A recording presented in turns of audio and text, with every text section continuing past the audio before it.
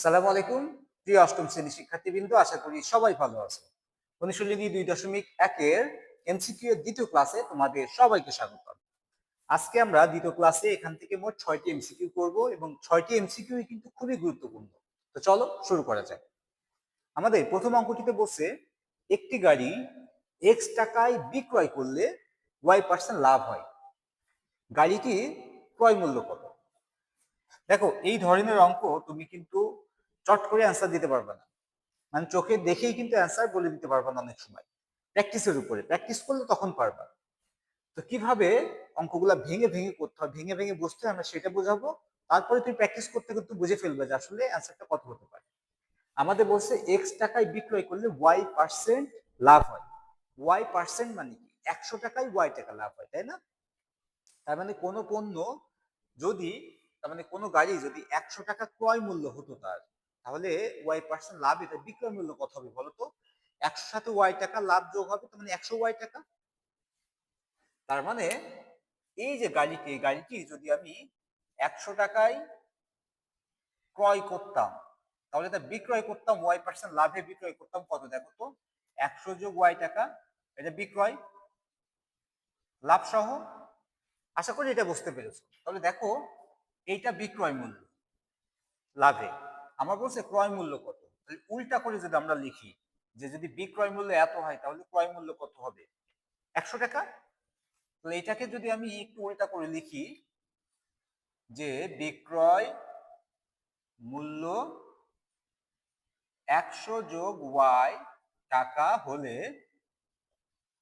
ক্রয় মূল্য কত হবে? 100 টাকা। এটা তো বুঝছো সবাই। তাহলে দেখো, আমাদের বলছে এক্স টাকায় বিক্রয় করেছে, তাহলে বিক্রয় মূল্য যদি 1 টাকা হয় তাহলে ক্রয় মূল্য কত হবে? দেখো তো, 100 যোগ 100 প্লাস ওয়াই, এটা হবে। আর যদি এক্স টাকায় সে এটা বিক্রয় করতো তাহলে তখন ক্রয় মূল্য কত হতো? তাহলে এই এক্সটা, তাহলে এক্স টাকা যদি বিক্রয় করতাম তখন ক্রয় মূল্যের ক্ষেত্রে এক্সটা কি উপরে চলে যেত? তাহলে উপরে হতো কি 100x আর নিচে হতো 100 যোগ এক্স। তাহলে অঙ্ক কিন্তু এই পর্যন্ত আসা লাগবে না, 2 লাইনে কিন্তু তুমি বুঝে ফেলবা। কি করে বুঝবা? আমার অপশনগুলো দেখে, যে আমার যখন বিক্রয় মূল্য 100 প্লাস ওয়াই টাকা হচ্ছে ওয়াই% লাভে, তখন ক্রয় মূল্য ছিল 100 টাকা। যখন 1 টাকা হচ্ছে বিক্রয় মূল্য, তখন ক্রয় মূল্য কত হবে? 100 ডিভাইডেড বাই 100 যোগ ওয়াই। তাহলে দেখো, 100 যোগ ওয়াই কি কোনোটার হরে আছে? শুধু এটার আছে। আর এটার আছে 100 ওয়াই যোগ এক্স, এটা আছে 100 এক্স ওয়াই, এটা আছে 100 যোগ এক্স। তাহলে হরে কিন্তু আমার হবে 100 যোগ ওয়াই, তাহলে হরে কিন্তু 100 যোগ ওয়াই একটাই আছে। তাহলে 2 লাইন অঙ্ক করলে কিন্তু তুমি বুঝে ফেলতেছো অ্যান্সার হবে এটা। আর যদি সবগুলার হরে 100 যোগ ওয়াই থাকতো, তখন তোমার লাস্ট লাইনটা করা লাগতো যে ক্রয় মূল্য যদি এক্স টাকা হতো, সরি বিক্রয় মূল্য, তখন ক্রয় মূল্য কত হতো? তখন ক্রয় মূল্য হতো 100x ডিভাইডেড বাই 100 যোগ ওয়াই। আশা করি অঙ্কটি বুঝতে পেরেছো তোমরা। ওকে, এখন দেখো আমরা একটু 2 নম্বর অঙ্কটি দেখি। 2 নম্বর অঙ্কে বসে আমাদের একটি বই প্রকৃত মূল্যে শতকরা 75 ভাগ মূল্যে 90 টাকায় বিক্রয় হলো, বইটির প্রকৃত মূল্য কত? দেখো, খুবই মজার অঙ্ক। এবং ম্যাথগুলা ক্রিটিক্যালি ওয়েতে চিন্তা করা যাবে না, ম্যাথমেটিক্সকে খুব সহজ ওয়েতে চিন্তা করবা, খুব সহজেই দেখবা অ্যান্সার হয়ে গেছে। তুমি যত ক্রিটিক্যাল ওয়েতে চিন্তা করবা, তোমার মাথার ভিতরে তত ঘুরপাক খাবে আর তত তুমি জড়াই ফেলবে ম্যাথটা। সহজ ওয়েতে চিন্তা করো যে একটি বই প্রকৃত মূল্য শতকরা 75 ভাগ বলে 90 টাকায় বিক্রয় করা হলো, বইটির প্রকৃত মূল্য কত? বইটির যে মূল্য, তার 75 ভাগ মূল্যে বিক্রয় করে, না 25% ছাড় দিয়েছি। তাহলে 25% ছাড়ে, তার মানে 75 ভাগে বিক্রয় মূল্য করেছি কত? 90 টাকা। তাইলে বইটির প্রকৃত মূল্য 80 টাকা যে হবে না, এটা কনফার্ম, কারণ 75 ভাগ মূল্যেই 90 টাকা হয়েছে। তাহলে এই প্রকৃত মূল্য তো আরো বেশি হবে, কেন? 25% ছাড় দিছি আমি। 25% ছাড় যদি না দিতাম তাইলে তো আমি প্রকৃত মূল্য পেতাম। প্রকৃত মূল্য তো তার 80 টাকা হচ্ছে না। আবার 75 ভাগ মূল্যে 25% ছাড় দিছি 100 টাকার মধ্যে, 75 ভাগ মূল্যে যখন আমি বিক্রি করতেছি, এই 75 ভাগের মূল্যে বিক্রয় করছি 90 টাকায়, প্রকৃত মূল্য কি আরো বেশি হবে? 90 টাকার বেশি। তাহলে প্রকৃত মূল্য 90 টাকাও হচ্ছে না। তাহলে দুটো অপশন কিন্তু আগের বার। এরপরে দুইটা অপশন নিয়ে আমাদের কাজ করতে হবে। কিভাবে কাজ করব? সহজে চিন্তা করো। আচ্ছা, 75 ভাগ যদি 90 টাকা হয়, তাহলে 1 ভাগ কত আর 100 ভাগ কত? কারণ বইটার প্রকৃত মূল্যই তো 100 ভাগ, তাই না? তাহলে আমরা লিখতে পারি কি যে 75 ভাগ সমান সমান 90। তাহলে 1 ভাগ সমান সমান কি 90 ভাগ 75, আর 100 ভাগ সমান সমান কি 90 × 100 / 75। এটাই ক্যালকুলেশন করলে অ্যান্সার পেয়ে যাবো আমরা। 75কে তুমি 25 দিয়ে কাটো, 3 25 75, একে 25 দিয়ে কাটো, 4 25 100, 3 দিয়ে 90কে কাটো, 3 30 90, 30 দিয়ে 4কে গুণ করো, 4 30 120। তাহলে বইটির প্রকৃত মূল্য হচ্ছে 120 টাকা। আশা করি বুঝতে পেরেছো তোমরা ম্যাথ খুব সহজেই। আমি আরেকটু বলি, 75 ভাগ মূল্য, যে 75 ভাগ মূল্য যদি হয় 90 টাকা, যে বইটির প্রকৃত মূল্য কি 100% বা 100 ভাগ, তাহলে 75 ভাগ মূল্য 90 টাকা, তাহলে 1 ভাগ মূল্য কত, আর ওই বইটি যে 100 ভাগ মূল্য সেটি কত। ঠিক আছে, ওকে। আমরা এবার 3 নম্বর অঙ্কটি দেখি। আমাদের বলছে ক্রয় মূল্য ও বিক্রয় মূল্যের অনুপাত 3:4 হলে শতকরা কত লাভ বা ক্ষতি হবে।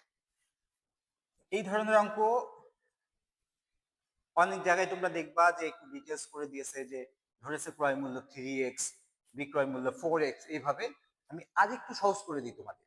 সেটা হচ্ছে যখন অনুপাত দেওয়া থাকবে, অনুপাতটাকেই তুমি ধরে নাও ক্রয় মূল্য আর বিক্রয় মূল্য, যদিও এটা কিন্তু ধরা জায়েজ না। কেন বললাম? কারণ এই অনুপাত অর্থ হচ্ছে এখান থেকে গসাগু উঠাই নেওয়া হয়েছে। এটা অন্য যখন আমরা গসাগু লসাগু ক্লাস পাই তখন আমরা আলোচনা করব। জাস্ট এখানে আমরা রিয়েলি যদি অঙ্কটি করতে হয় রিটেনে, তখন আমরা ধরে নিই যে ধরি ক্রয় মূল্য 3x, বিক্রয় মূল্য 4x, একই চলক দুইটার সাথে ধরতে হয় গুণাকারে। কিন্তু যেহেতু আমরা করতেছি এমসিকিউ, এটা মাথায় রাখতে হবে। তো এখানে অত নিয়ম কানুনের দরকার নাই, তাই না? যত সংক্ষেপে যত তাড়াতাড়ি করতে পারি আমি। তাহলে আমি যদি ধরি ক্রয় মূল্য 3 টাকা আর বিক্রয় মূল্য 4 টাকা, তাহলে দেখো 3 টাকা ক্রয় মূল্য, বিক্রয় মূল্য 4 টাকা, তাহলে নিঃসন্দেহে লাভ হচ্ছে, তাই না? কত লাভ হচ্ছে? তাহলে 1 টাকা লাভ হচ্ছে। বিক্রয় করছি 4 টাকায়, ক্রয় হচ্ছে 3 টাকায়। এই যে বলে দিছে ক্রয় ও বিক্রয় মূল্য অনুপাত, মানে ক্রয় মূল্য 3 টাকা হলে বিক্রয় মূল্য 4 টাকা হবে। লাভ হয়েছে কত? 1 টাকা। কয় টাকা ইনভেস্ট করে 1 টাকা লাভ হয়েছে বলো তো? 3 টাকা ইনভেস্ট করে 1 টাকা লাভ হয়েছে।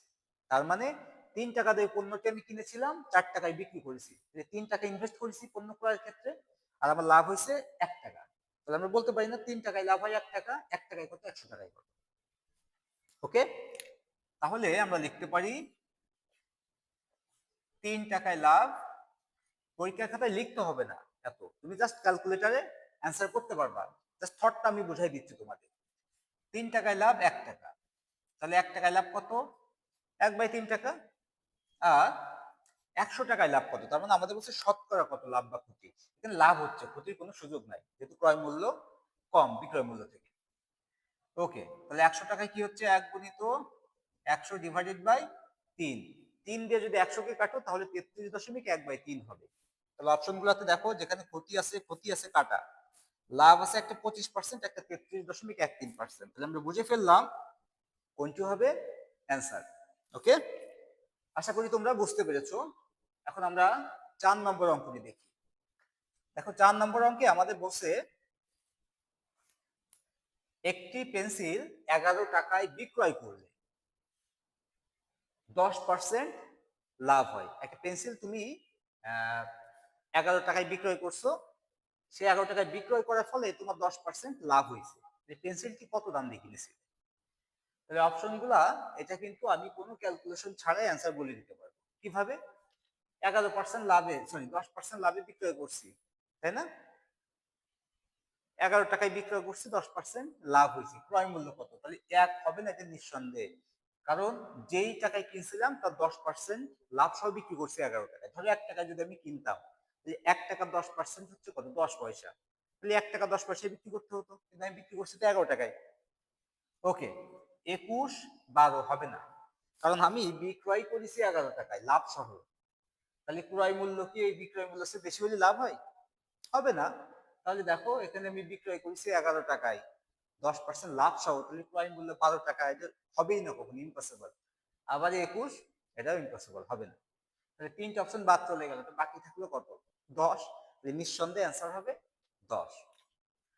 তাহলে আমরা পেয়ে গেলাম পেন্সিলটির ক্রয় মূল্য 10 টাকা। ওকে, এখন ধরো এখানে অপশনগুলো তো একটু বড় ছোট দেওয়া ছিল বলে আমরা দেখেই বুঝে ফেলছি। যদি অপশনগুলো এমন দিয়ে থাকতো 8 টাকা, 9 টাকা, 10 টাকা, 11 টাকা সে, তখন কি করতে? 11 টাকা হতো না, এটা কাটা যেত। কারণ যেহেতু 11 টাকায় বিক্রয় করছি 10% লাভে, তাহলে 11 টাকা ক্রয় মূল্য তো হবে না। 8, 9, 10 যদি কাছাকাছি থাকতো তখন আমার অপশন থেকে বের করতে হতো। কিভাবে? দেখো অপশন ধরো আছে তোমার 8, 9, 10 এই ধরনের সংখ্যা। তখন তোমার খেয়াল করতে হবে 8-এর 10%, আমি লাভ করছি কত টাকা? 10% লাভ করছি, মানে 100 টাকায় 10 টাকা। 8 টাকায় কত? 8-এর 10% মানে কি? 80 পয়সা, তাই না? 80 পয়সা। ওকে, 9-এর 10% মানে 90 পয়সা, আর 10-এর 10% মানে 1 টাকা। তাহলে দেখো একটা পণ্য আমি যদি 10 টাকায় কিনতাম, তাহলে 10% লাভে হতো, বিক্রি করলে আমার লাভ হতো 1 টাকা। তাহলে ওই পণ্যটা বিক্রি করতাম কত? 10 আর 1 11 টাকায়। এই যে সে 11 টাকা, 11 টাকায় বিক্রি করছি, লাভ হয়েছে 10%। তাহলে ক্রয় মূল্য কত? 10 টাকা। তাহলে আশা করি তোমরা বুঝতে পেরেছো বিষয়টা। এটাকে রিটেন আকারেও দেখানো যায়, লেখা যায়, যেহেতু এটা আমরা এমসিকিউ টাইপ করতেছি, এই জন্য আমাদের সংক্ষেপে ওইভাবে চিন্তা করতে হবে এমসিকিউ এর জন্য। ওকে, 5 নম্বরটি আমরা দেখি। আমাদের বলছে একটি জামা 250 টাকায় ক্রয় করে কত টাকায় বিক্রি করলে 20% মুনাফা হবে? তার মানে কিনছি আমি 250 টাকায়, এখন আমি পণ্যটিকে কত টাকায় বিক্রয় করলে 20% মুনাফা হবে? খুব সহজভাবে চিন্তা করবা। কিভাবে? দেখো 20% মানে কি? 100 টাকায় 20 টাকা লাভ করতে হবে। তাহলে এখানে 250 টাকা, 100 টাকায় 20 টাকা, 200 টাকায় কত? 40 টাকা। আর 100-র অর্ধেক 50 টাকায় কত? 10 টাকা। মানে 100 টাকায় যদি 20 টাকা লাভ করতে হয়, তাহলে 50 টাকায় লাভ করতে হবে 10 টাকা। তাহলে 200 টাকায় লাভ করতে হবে কত? 40 টাকা। আর 50 টাকার জন্য 10 টাকা, তাহলে টোটাল 250 টাকার জন্য লাভ করতে হবে 50 টাকা। 20% লাভ যদি করতে হয়, তাহলে 250 টাকায় লাভ করতে হবে কত? 50 টাকা। তাহলে 250 টাকাতে তুমি কিনেছিলে, আর 50 টাকা লাভ, তাহলে কত টাকা বিক্রি করবা? 250 যোগ 50, তাহলে 300 টাকায় বিক্রি করবা। এই দেখো সেই 300 টাকা। তাহলে 20% লাভ করতে গেলে 250 টাকা জামাটি বিক্রয় করতে হবে 300 টাকায়। আশা করি তোমরা বুঝতে পেরেছো। আরো একটা সহজ ওয়ে আছে, সেটা কি? যেই টাকাটা দেওয়া থাকবে ওর সাথে কত পার্সেন্ট লাভ করতে হবে সেটা গুণ করে দিবা। গুণ করে 100 দিয়ে ভাগ করতে হয়। সিস্টেমটা কি? যেই টাকা আমি কিনেছি ওর সাথে কত পার্সেন্ট লাভ করতে হবে সেটা গুণ করতে হয়, ভাগ করতে হয় 100 দিয়ে। তাহলে এই দুইটা শূন্য দুইটা শূন্য কেটে গেল, 25 দুগুণে 50। তাহলে লাভ করতে হবে কত? 50 টাকা। তাহলে বিক্রি করতে হবে কত? ক্রয় মূল্যের সাথে লাভটা যোগ করে দিলাম, 250 যোগ 50, তাহলে 300 টাকায় বিক্রি করতে হবে। আশা করি বুঝতে পেরেছো তোমরা। ওকে, 6 নম্বরটি দেখি। আমাদের বলছে একই দরে 25টি কমলা ক্রয় করে ওই দরে, যেই দরে কিনছি 25টি কমলা, ওই দরে 20টি কমলা বিক্রয় করলে শতকরা লাভ না ক্ষতি হবে? প্রথমে বুঝতে হবে লাভ না ক্ষতি। কত দরে কিনছি জানি না, একই দরে, তার মানে ধরো আমি 1 টাকায় কিনছি, 1 টাকায় 25টি কমলা কিনছি, আর বিক্রয় করতেছি 1 টাকায় 20টি কমলা। তাহলে 1 টাকায় 25টি করে কিনছি কমলা, আর 1 টাকায় 20টি করে কমলা বিক্রয় করতেছি। তাহলে নিঃসন্দেহে লাভ হয়েছে। যে কয়টি কমলা 1 টাকায় কিনতেছি তার চেয়ে কম সংখ্যক কমলা 1 টাকায় বিক্রি করতেছি, তাহলে লাভ হচ্ছে নিঃসন্দেহে। ওকে, তাহলে এখানে লাভ হবে, তাহলে ক্ষতির কোনো সুযোগ নাই, এই দুইটাই কাটা, ক্ষতি হবে না। এখন লাভটা কত হবে? এখানে তোমরা দেখবা অধিকাংশ টিচার বা অধিকাংশ গাইডে তোমাদের করে দেওয়া আছে সংখ্যা ধরে, টাকা ধরে, যে ধরি এক্স টাকা, ওয়াই টাকা বা ক টাকা, যে ধরি 25টি কমলা ক্রয় মূল্য ক টাকা, এক্স টাকা, ওয়াই টাকা, এইভাবে। এখন আমি বলবো যে এমসিকিউ এর ক্ষেত্রে তুমি ডাইরেক্ট একটা পূর্ণ সংখ্যা ধরো, এমন একটা সংখ্যা যেটা ক্যালকুলেশন করা সহজ। আমি ধরে নিলাম 100 টাকা। 100 কে সাধারণত আমরা শতকরার অঙ্কগুলোতে, লাভ ক্ষতির অঙ্কগুলোতে পার্সেন্টেজ যেহেতু করতে হয়, বেশ ধরি, তাই না? তাহলে আমি ধরে নিলাম 25টি কমলা আমি 100 টাকা দিয়ে কিনেছি। কয় টাকা দিয়ে কিনেছি? 100 টাকা দিয়ে। আবার 20টি কমলা আমি বিক্রি করতেছি 100 টাকায়। তাহলে দেখো 25টি কমলা যদি আমি 100 টাকা দিয়ে কিনি, তাহলে একটা কমলার দাম কত বলো তো? 4 টাকা। 25টি কমলা কিনছি 100 টাকা দিয়ে, তাহলে একটা কমলার দাম কত পড়ছে কেনার সময়? 4 টাকা। তাহলে একটা কমলা ক্রয় মূল্য পেয়ে গেলাম 4 টাকা। ওকে, 4 টাকা। আর দেখো 20টি কমলা বিক্রয় করতেছি 100 টাকায়, ওই একই দামে বিক্রি করতে হবে। তাহলে 20টি কমলা যদি 100 টাকায় বিক্রি করি, তাহলে একটা কমলা বিক্রি করতেছি কয় টাকায়? 5 টাকায়। তাহলে একটি কমলার বিক্রয় 5 টাকা। এইটুকু তো বুঝছো সবাই। তাহলে দেখো 4 টাকা দিয়ে কিনতেছি একটা কমলা, 5 টাকায় বিক্রি করতেছি, তাহলে কি হচ্ছে? লাভ হচ্ছে। কয় টাকা লাভ হচ্ছে? 1 টাকা লাভ হচ্ছে। একটা কমলায় 1 টাকা লাভ হচ্ছে। তাহলে দেখো একটা কমলার দাম কত ছিল? 4 টাকা। তাহলে 4 টাকায় 1 টাকা লাভ। আমাদের বলছে শতকরা কত লাভ। তাহলে 4 টাকায় 1 টাকা লাভ হচ্ছে, 100 টাকায় কয় টাকা লাভ হচ্ছে? তাহলে লিখতে পারি কি, যে 4 টাকায় লাভ হয় 1 টাকা, 1 টাকায় লাভ হয় 1/4 টাকা, আর 100 টাকায় লাভ হয় 1 গুণিত 100 ডিভাইডেড বাই 4 টাকা।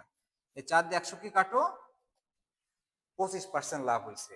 লাভ হচ্ছে 25%। আশা করি বুঝতে পেরেছো। এখন তোমাদের মনে হতে পারে যে আসলে এই ধরনের অঙ্ক কি 1 মিনিটে করা সম্ভব? সম্ভব। দেখো আমি ক্যালকুলেশন করে বুঝাইছি, তা সত্ত্বেও হয়তো বা আমার সর্বোচ্চ 2 থেকে 2.5 মিনিট সময় লাগছে এই অঙ্কটা বোঝাতে। তুমি যখন, তোমার তো আর পরীক্ষার হলে কাউকে বোঝাতে হবে না, তুমি নিজে করবা। এবং তুমি যখন এই ধরনের অঙ্ক বেশ কয়েকটা প্র্যাকটিস করবা, বুঝে যাবা, তখন কিন্তু তোমার 1 মিনিট লাগবে না, তার আগে তুমি সলভ করে ফেলতে পারবা। ওকে, আজকে এ পর্যন্তই। আহ, দেখা হবে ইনশাল্লাহ পরবর্তী এমসিকিউ ক্লাস নিয়ে। এবং যেহেতু তোমরা ক্লাস 8 একটা ভাইটাল ক্লাস, এবং এখান থেকে তোমরা বৃত্তি পরীক্ষা দিবা অনেকেই, তো এই জন্য আমাদের এখানে সম্ভবত আমরা সাধারণত 3টা এমসিকিউ ক্লাসের মধ্যেই চেষ্টা করি সকল ধরনের অঙ্ক শেষ করার জন্য। এবং এই অধ্যায় থেকে মাস্ট অঙ্ক থাকবে, মাস্ট। সৃজনশীল এবং এমসিকিউ 2 টাইপ কোশ্চেনই থাকবে। এজন্য আমার মনে হয় আমরা 3টা ক্লাসে শেষ করতে পারবো না এখানকার অঙ্ক। চাইলে আমরা 1-2টা এমসিকিউ ক্লাস বেশি নিব, এটা তোমাদের সাথে। তো দেখা হবে ইনশাল্লাহ পরবর্তী ক্লাসে। সে পর্যন্ত সবাই ভালো থেকো। আল্লাহ হাফেজ।